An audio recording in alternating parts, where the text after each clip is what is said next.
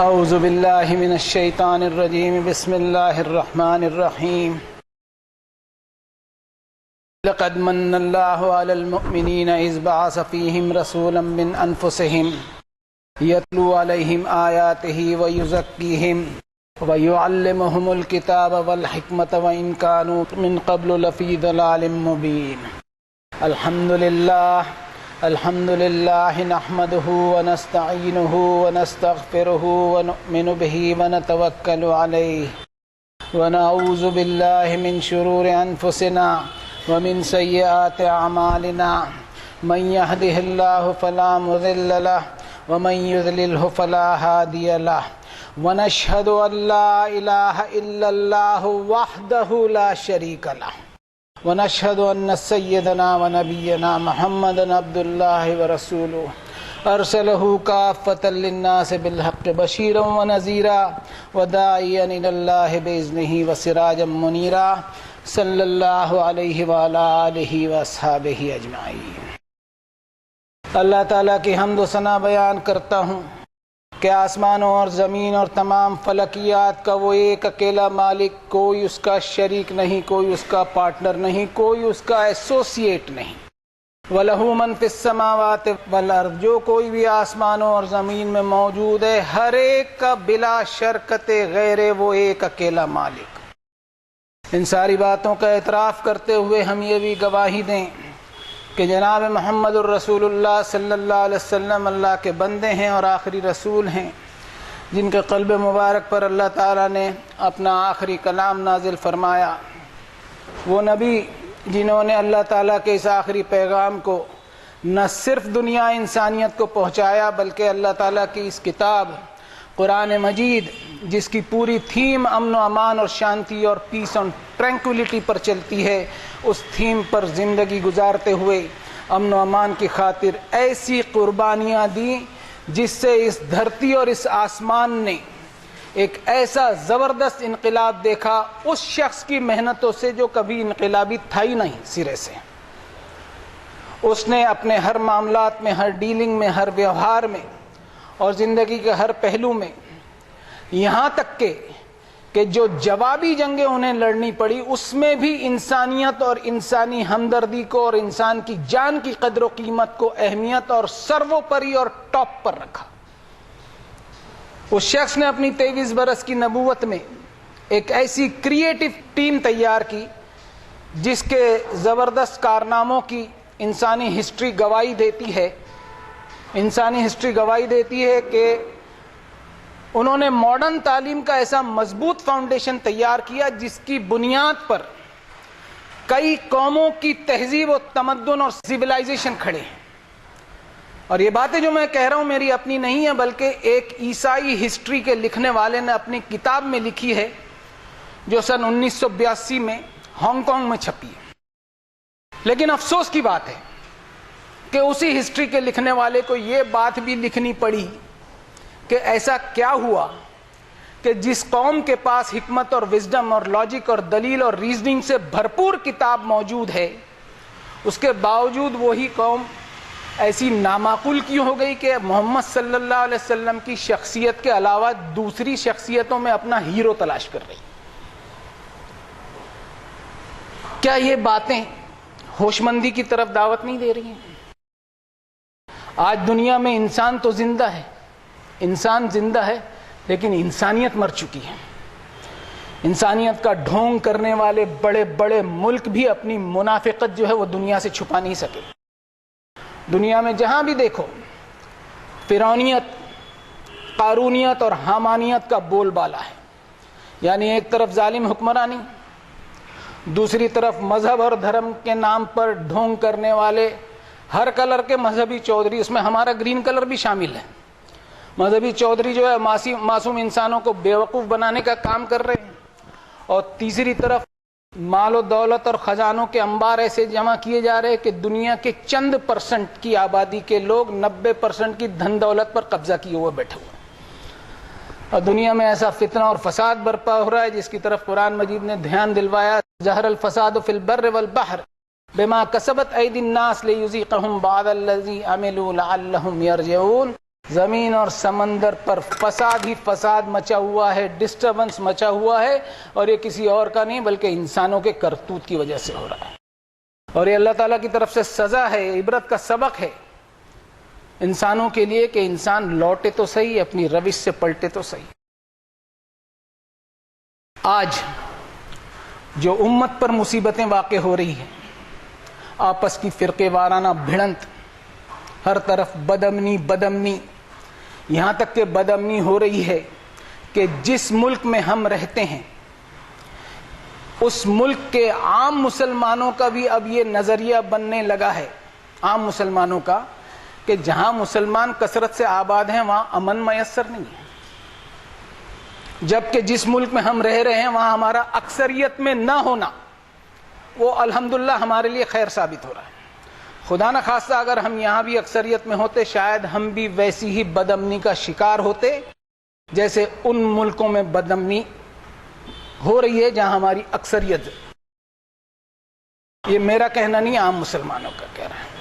اب غور کرنے والی بات ہے کہ ہمارے سیاسی لیڈر وہ ظلموں کو گناتے ہوئے قوموں کے دلوں میں مایوسی اور بدلے کی بھاونا پیدا کرنے کا کام کرتے ہیں، جبکہ قرآنی بصیرت اور قرآنی سوچ یہ سکھلاتی ہے کہ قومیں جو ہیں وہ پرزنرز آف پاسٹ یہ نہ بنے، یعنی ماضی کے حالات کا رونا روتے ہوئے ماضی کے قیدی نہ بڑھے بلکہ آگے بڑھتے ہوئے کریٹو اینڈ پروڈکٹیو ٹیم بنے، یعنی تخلیقی، رچناتمک، ایجادی اور ڈیولپمنٹ کی زرخیز امت بنے۔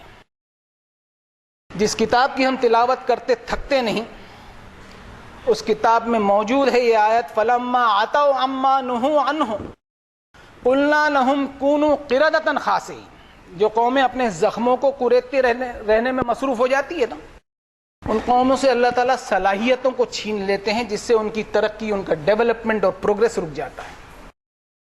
ہم نمونہ لے سکتے ہیں اس قوم کا جس پر سیکنڈ ورلڈ وار میں ایٹم بم ڈالا گیا تھا کہ وہ پرزنرز آف پاسٹ نہیں بنی، یعنی اپنے اوپر ایٹم بم کے حملے کی تباہیوں کے زخم کو کریدتے ہوئے نہیں بیٹھے رہے بلکہ ان زخموں کو بھولتے ہوئے، اگنور کرتے ہوئے آگے ترقیوں کی طرف بڑھتے چلے گئے۔ اور میں یہ بھی بتا دوں کہ قرآن مجید کی آیتیں وہ قوموں کی ترقی کا ایک اصول بتاتی ہے، وَلَقَدْ اخْتَرْنَاهُمْ عَلَىٰ عِلْمٍ عَلَى الْعَالَمِينَ، کہ قوموں کی ترقی اللہ تعالیٰ علم، نالج، ہنر، کارکردگی، ٹیلنٹ اور سائنس کی کھوج کی بنیاد پر دیتے ہیں۔ آج سوشل میڈیا پر دوسری قوموں کے پروڈکٹ کے بائیکاٹ کرنے کا یہ بے شمار میسیجز سرکولیٹ ہو رہے ہیں، ٹھیک ویسے ہی جیسا ایک وقت تھا کہ ہم نے کوکا کولا کو بائیکاٹ کیا، کوکا کولا کو بائیکاٹ کیا تھا، آپ کو یاد ہوگا۔ اس بائیکاٹ سے کوکا کولا کو کوئی فرق نہیں پڑا بلکہ ہم خود اپنی اولاد کو کوکا کولا پینے سے نہیں روک سکے۔ ہونا تو یہ چاہیے تھا کہ ہمارے لیڈرز بائیکاٹ کرنے کے بجائے قوم کی ذہنیت اور ان کی کریٹیوٹی کو بناتے اور ذہن کو زرخیز اور پروڈکٹیو بناتے کہ ہم دوسرے سے اچھا پروڈکٹ تیار کرتے تو دنیا خود ان کے پروڈکٹ کو ریجیکٹ کرتی اور ہمارا پروڈکٹ خریدتی۔ آج خود ہم ہمارے شہر میں دیکھ لیں کہ ماشاءاللہ کتنے ایسے مسلم ڈاکٹرز موجود ہیں جن کے اخلاق اور جن کی انسانیت کی خاطر اور رحم دلی کی وجہ سے غیر قومیں بھی ان کی تعریفیں کرتی نہیں تھکتی۔ آج یہ ڈاکٹرز اگر زخموں کو کریدتے بیٹھے رہتے تو ان کو تعریفوں والا مقام نہیں ملتا کہ غیر قوم کے لوگ بھی ان کی تعریفیں کر رہے ہیں۔ یہ وہ سنت ہے جناب محمد الرسول اللہ صلی اللہ علیہ وسلم کی کہ 13 سال تک لگاتار ظلموں کے بعد امن و امان کی خاطر جب مدینہ مائیگریٹ کیے، ہجرت کی، تو وہاں اپنے اور صحابہ کرام پر ہونے والے ظلموں کی داستانوں کا دفتر نہیں کھولا انہوں نے، یعنی وکٹم کارڈ استعمال نہیں کیا اور نہ ہی اشارے میں بھی ان ظلموں کا ذکر کیا، اشارے میں بھی نہیں کیا۔ اگر ایسا ہوتا تو صحابہ کرام کی وہ کریٹیو ٹیم ہی تیار نہیں ہو سکتی تھی جس کی وجہ سے اس دنیا نے ایک زبردست سنہرا دور دیکھا۔ لیکن ہمارے مذہبی چودھری ماشاءاللہ یا سیاسی لیڈرز بھی ہوں، وہ مجمع کو جوش دلانے کی خاطر ایک ڈائلاگ بولتے ہیں کہ اسلام خطرے میں ہے، اسلام خطرے میں ہے. میری سمجھ میں نہیں آتا کہ ان الدین عند اللہ الاسلام کے دین اسلام اللہ کا ہے تو کیا اللہ تعالیٰ نعوذ باللہ اتنے کمزور ہو گئے کہ اپنے دین اسلام کی حفاظت نہیں کر سکتے؟ فرعون کے زمانے میں بھی کچلے ہوئے بنی اسرائیل تھے، تب بھی اسلام خطرے میں نہیں آیا. وَجَعَلُوا بُيُوتَكُمْ قِبْلَةً والا کام چالو تھا. اور ایک وکٹم کارڈ یہ کھیلا جاتا ہے قبلے اول کے تعلق سے، قبلے اول کے تعلق سے وکٹم کارڈ. اس اکیڈمی کی بنیاد ڈالنے والے اور قرآن مجید کی کلاسز کی بنیاد رکھنے والے دونوں لوگوں کا یہ کہتے کہتے بیچاروں کا انتقال ہو گیا کہ قبلہ اول مکہ میں ہی ہے، قبلہ اول مکہ میں ہی ہے، جس کے تعلق سے وہ آیت پیش کرتے تھے ان اول بیت وضع للناس للذی ببکۃ مبارکا وہدی للعالمین. بے شک پہلا گھر جو مقرر کیا گیا انسانوں کے لیے وہی ہے جو مکہ میں ہے، انتہائی مبارک اور ہدایت کا مرکز تمام جہانوں کے لیے. اب یہ اسلام خطرے میں ہے. قبلہ اول کا کارڈ استعمال کرتے ہوئے جو سیاستیں کھیلی جاتی ہیں نا، اس کو پہچاننا بہت ضروری ہے. جو آیت میں نے ابھی کوٹ کی اس کی اگلی آیت میں فرمایا فیہ آیاتم بیناتم مقام ابراہیم، کہ اس جگہ پر مقام ابراہیم ہے. وہ حضرت ابراہیم علیہ السلام جو امن و امان کے علمبردار تھے، امن و شانتی کے پرتیک تھے. اور اس کے اگلے حصے میں کیا لکھا ہوا ہے؟ ومن دخلہ کان آمنا، کہ جو کوئی اس میں داخل ہوا وہ امن میں آ گیا. اب سوچنے والی بات ہے کہ ہم ہر سال لاکھوں اور کروڑوں کی تعداد میں حج اور عمرے کر رہے ہیں، پھر بھی ہمیں مقام ابراہیم والا امن نصیب کیوں نہیں ہو رہا؟ اس کا صاف مطلب جو مجھے سمجھ میں آ رہا ہے کہ ہم حج اور عمرے تو کیے چلے جا رہے ہیں بے شمار، لیکن کہیں ایسا تو نہیں کہ ہمارے حج اور عمروں میں وہ ایمانی داخلہ ہی نہیں جو اللہ تعالیٰ کو مطلوب ہے. کم سے کم ہم قرآن مجید سے جڑے ہوئے لوگ ہم ہمارے ذہنوں میں یہ پکچر کو کلیئر کر لیں کہ جو سیاستیں کھیلی جا رہی ہے ان کا قرآن مجید سے کوئی میل جول نہیں ہے. اب اس آیت پر چلتے ہیں جس میں قبلہ چینج ہونے کا تذکرہ ہے. قد نرى تقلب وجهك في السماء فَلَنُوَلِّيَنَّكَ قِبْلَةً تَرْضَاهَا فَوَلِّ وَجْهَكَ شَطْرَ الْمَسْجِدِ الْحَرَامِ. کہ قبلے کا رخ مکہ کی طرف کرنے کے لیے آیت آنے سے پہلے حضرت محمد صلی اللہ علیہ وسلم نے مسجد اقصی کی طرف رخ کرتے ہوئے نمازیں پڑھی. یہ ایک سبق آموز واقعہ ہے کہ مسجد اقصی بھی اللہ کا گھر اور مکہ میں بھی بیت اللہ اللہ کا گھر. اس پر سیاستیں نہ کھیلی جائے یہ سبق دیتی ہے یہ آیت، اور دشمنیاں نہ پھیلائی جائیں. اور اللہ تعالیٰ نے قبلے کا رخ اس آیت سے مکہ کی طرف کروا کر ہمیں سبق دیا کہ قبلے کے تعلق سے اہل کتاب سے تمہارے کبھی جھگڑے فتنے فساد برپا نہ ہوں. وَلَئِنْ أَتَيْتَ الَّذِينَ أُوتُوا الْكِتَابَ بِكُلِّ آيَةٍ مَا تَبِعُوا قِبْلَتَكَ وَمَا أَنْتَ بِتَابِعٍ قِبْلَتَهُمْ وَمَا بَعْضُهُمْ بِتَابِعٍ قِبْلَةَ بَعْضٍ. کہ اگر اہل کتاب کو ہر قسم کے معجزات اور نشانی دے بھی دی جائے تو تمہارے قبلے کو وہ فالو نہیں کرنے والے، اور تمہیں بھی ان کے قبلے کو فالو کرنے کی کوئی ضرورت نہیں. اب جب تمہارا رخ مکہ مکرمہ کی طرف کر دیا گیا تو تمہارا مرکزی رخ ہونا چاہیے بے بکۃ مبارکہ، یعنی مکہ مکرمہ میں بیت اللہ کی طرف تمہارا مرکز ہونا چاہیے. اور یہ سارے فتنوں کو یہ آیت ختم کر سکتی ہے اگر اس پر ہمارے مذہبی چودھری اور ہمارے سیاسی لیڈر سوچ وچار کرنے کے لیے تیار ہوں. لیکن ہمیں ماشاءاللہ توفیق نہیں ہوتی. بہت افسوس کے ساتھ کہہ رہا ہوں میں. اب ہم ظالموں کے خلاف آواز تو اٹھا رہے ہیں، مظلومین کے لیے دعائیں بھی کر رہے ہیں جو ہونی بھی چاہیے. کہ پچھلے 1.5-2 مہینے سے ٹیلی ویژن پر خون سے نہائے ہوئے لت پت بچے، نوجوان، بوڑھے، خواتین اسپتالوں میں ان کو فرسٹ ایڈ بھی میسر نہیں ہو پا رہی ہے، کھانے اور پینے سے محروم ہو گئے بیچارے، لاشوں کی اجتماعی تدفین ہو رہی ہے. یہ سب نظارے دیکھ کر دل دہل اٹھتا ہے، افسوس ہوتا ہے. اب سوچنے والی بات ہے کہ ہمارے لیڈر اور صف اول کے لوگ غیر جانبدار اور انبائس طور پر، منصفانہ طور پر سوچنے کے لیے تیار ہیں. لیڈر کی جو قابلیت جو ہے نا، اس کا اندازہ اس بنیاد پر نہیں ہوتا کہ وہ اپنے سیاسی مخالفین کو اور پولیٹیکل اپوننٹ کے ساتھ برا سلوک کرے، بلکہ لیڈروں کی کامیابی اس بنیاد پر ہوتی ہے کہ ان مسائل کو، ان مسئلوں کو وہ امن و امان کے ساتھ اور شانتی پوروک حل کرے جو پچھلی قومیں نہیں کر سکی۔ آج ہمارے پاس صلح حدیبیہ ہے، آج ہمارے پاس سورۃ الفتح میں فتح مکہ کا سبق موجود ہے کہ کس طرح اللہ نے امن و امان کے ساتھ فتح مکہ کرائی۔ آج ہمارے پاس سورۃ الفتح کی وہ آیت بھی ہے جس میں اللہ تعالیٰ نے فرمایا وَلَوْلَا رِجَالٌ مُؤْمِنُونَ وَنِسَاءٌ مُؤْمِنَاتٌ لَمْ تَعْلَمُوهُمْ أَن تَطَئُوهُمْ فَتُصِيبَكُم مِّنْهُمْ مَعَرَّةٌ بِغَيْرِ عِلْمٍ لِيُدْخِلَ اللَّهُ فِي رَحْمَتِهِ مَن يَشَاءُ لَوْ تَزَيَّلُوا لَعَذَّبْنَا الَّذِينَ كَفَرُوا مِنْهُمْ عَذَابًا أَلِيمًا، کہ کچھ مومن مرد اور عورتیں جو خاموشی سے سیکریٹلی ایمان کے سائے میں داخل ہو چکے تھے، جن کے تعلق سے نبی صلی اللہ علیہ وسلم کو بھی معلوم نہیں تھا، اگر بھڑنت ہوتی، مارکا ہوتا تو انجانے طور پر ان کو بھی زخم پہنچتا، اور یہ اللہ کو بالکل منظور نہیں تھا۔ اللہ کو یہ منظور تھا کہ اس کے گھر میں کچھ سال اور شرک ہوتا رہے، لیکن یہ بالکل منظور نہیں تھا کہ کسی مومن کو معمولی سا زخم بھی پہنچے۔ آج یہ سبق آموز آیت ہمارے پاس موجود ہے، اور ایک حدیث بھی بتاتا ہوں آپ کو۔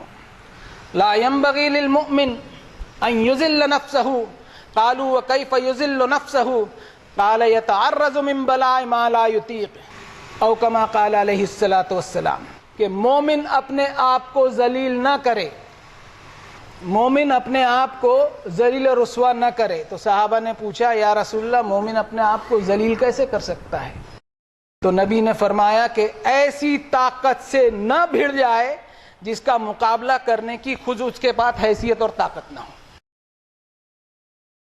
کچھ دنوں کے پہلے کی خبر ہے کہ 4-6 دنوں کے لیے سیز فائر ہوا تھا، قیدیوں کی ادلا بدلی شروع ہو گئی، لیکن ہم سوچیں کہ کتنی تباہیوں اور بربادیوں کے بعد اور کتنے معصوموں کے خون خرابوں پر یہ ہوا یہ سیز فائر، کتنی معصوم جانیں ہلاک ہوئی، خون سے نہائے ہوئے لت پت بچے، نوجوان، خواتین، ان کو دیکھ کر بھی ہمارے لیڈروں کا اور ہمارے سیاسی سورماؤں کا دل نہیں پسیجا۔ میں نے واٹس ایپ پر ایک معصوم بچی کو تختی پکڑے ہوئے دیکھا، جس میں عربی میں لکھا تھا کہ ہماری خوشیاں اس طرح مر گئی جیسے آپ لوگوں کے دلوں میں انسانیت مر چکی ہے۔ کیا یہ میسج، معصوم بچی کا میسج، ہمارے لیڈروں کے دلوں میں رحم نہیں پیدا کر سکتا کہ کوئی ان کو بولے کہ قرآن شریف تو ریفر کرو؟ کہ کیا ہمارے خون پہ سیاستیں کھیل رہے ہو؟ جنگ شروع کر دیتے ہیں، کمپرومائز کرتے ہیں، سیز فائر بھی کرتے ہیں، لیکن بوڑھی ماں کے آنسو اپنے جوان بیٹے کی لاش پر رو رو کر سوکھ چکے ہوتے ہیں۔ میں بڑے دل کے درد کے ساتھ یہ کہہ رہا ہوں، جنگ ہوئی، لیڈرز آپس میں ہاتھ ملا لیے، ٹی وی پر تصویریں آ گئی ہے، ویڈیو آ گئے، کمپرومائز ہو گیا، لیکن قیمت کس نے چکائی؟ معصوم جنتا نے۔ یہ کوئی نہیں سوچتا، جن کا فیوچر سالوں سال پیچھے چلے جاتا ہے۔ اللہ تعالیٰ نے فرمایا خذو حذرکم، خذو حذرکم، کہ اپنا ڈیفنس مضبوط کرو۔ یہ ہمارا کیسا ڈیفنس ہے کہ عام جنتا کو ہم حملوں سے نہیں بچا سکتے اور بھڑ جاتے کسی بھی طاقت سے، اور ہماری لیڈری اور سیاست کے چکر میں معصوم جنتا اور بچے قربان ہوتے ہیں۔ بہت افسوس کے ساتھ میں یہ باتیں کہہ رہا ہوں، اپنے دل کے جذبات کے ساتھ کہہ رہا ہوں، لیکن کیا کروں، یہ سب تباہیاں اور بربادیاں دیکھی نہیں جاتی کہ امن کے علم برداروں کو یہ امن نصیب نہیں۔ دونوں اہل کتاب، دونوں حضرت ابراہیم کے فالوور، اور دونوں کے پاس اللہ تعالیٰ کی کتاب موجود، اور دونوں آپس میں بھیڑ گئے۔ کوئی ان کو امن کی بات نہیں بتاتا، قرآن مجید میں حضرت ابراہیم کی سنت میں، حضرت موسیٰ کی سنت میں کوئی نہیں بتاتا۔ سمجھ میں نہیں آتا کہ یہ کیا ہو رہا ہے۔ اور یہ ہمدردانہ رویہ جو ہے نا ہمارا، یہ بالکل صحیح ہے، ہونا بھی چاہیے، لیکن اس ہمدردی کے پیچھے ہم اپنی منافقت والی ہمدردی کو پہچانیں۔ منافقت والی، ڈبل سٹینڈرڈ کی ہمدردی وہ کیا ہے؟ ادھر ہم مظلومین کے لیے دعا کر رہے ہیں، لیکن ہماری ہمدردی اس وقت کہاں گئی تھی جب 1970 کے بلیک فرائیڈے، نیٹ پہ ٹائپ کر کے دیکھ لیجئے گا، بلیک فرائیڈے 1970، جب جارڈن کی حکومت بچانے کی خاطر پاکستان کے ضیاء الحق، نام لے رہا ہوں میں، پاکستان کے ضیاء الحق کی لیڈرشپ میں انہی فلسطینیوں کا قتل عام اتنا زبردست ہوا تھا جتنا 20 سالوں میں اسرائیل نے فلسطینیوں کو نہیں کاٹا تھا۔ جب مسلمان کو کاٹتا ہے نا تو ہمدردی نہیں آتی، غیر کاٹتا ہے تو ہمدردی کے جذبات جگ جاتے ہیں۔ آج بحیثیت امت ہم ہمارا احتساب اور انٹروسپیکشن کرنے کے لیے تیار ہیں کہ لوٹنا نہیں ہے ہمیں قرآن مجید کی طرف۔ رسول اللہ صلی اللہ علیہ وسلم کی سنت کے نام پر ایک سے بڑھ کر ایک ڈھونگ ہے، تماشے ہیں۔ وہ سنتیں ہم سے کہاں گئی جو قرآن مجید امن و امان کی سنت بتاتا ہے، امن و امان کی بنیاد بتاتا ہے؟ کیا ہم اس کتاب کی طرف نہیں آ سکتے جو ہمیں ہوش مندی کی دعوت دیتی ہے؟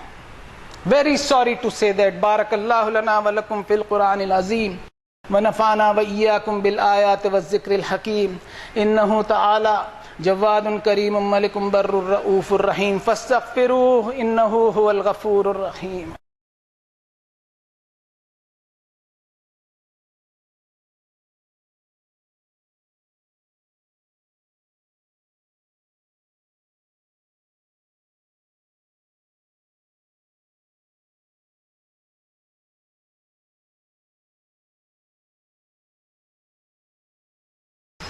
اعوذ باللہ من الشیطان الرجیم، بسم اللہ الرحمن الرحیم۔ ان اللہ وملائکتہ یصلون علی النبی یا ایھا الذین آمنوا صلوا علیہ وسلموا تسلیما۔ اللہم صل علی محمد عبدک ورسولک النبی الامی الذی جاء بالہدی والفرقان، وصل علی جمیع الانبیاء والمرسلین وعلی الملائکۃ المقربین وعلی اصحاب رسول اللہ صلی اللہ علیہ وسلم وعلى ازواج رسول الله صلى الله عليه وسلم وعلى اهل بيت رسول الله صلى الله عليه وسلم۔